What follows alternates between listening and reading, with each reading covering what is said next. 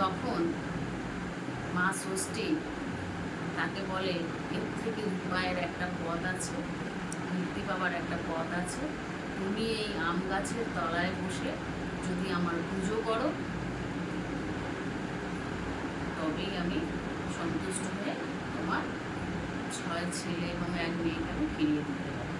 তারপরে সেই ছোট বধূ সেই আম গাছের তলায় বসে ভোগ রান্না করলো এবং গাছের আম দিয়ে মা ষষ্ঠীর পুজো করলো। মা ষষ্ঠী তাকে সন্তুষ্ট হয়ে তার 6 সন্তান এবং তার কন্যাকে ফিরিয়ে দিল।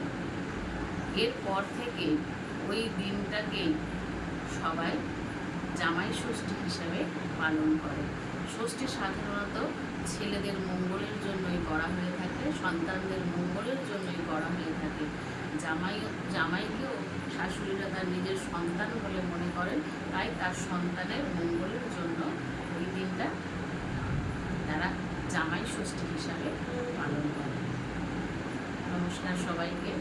এই ধরনের আলোচনাগুলো যদি আপনাদের ভালো লেগে থাকে তাহলে অবশ্যই আপনারা আমার চ্যানেলটিকে সাবস্ক্রাইব করবেন এবং লাইক, শেয়ার ও কমেন্ট করে আমাকে উৎসাহিত করবেন।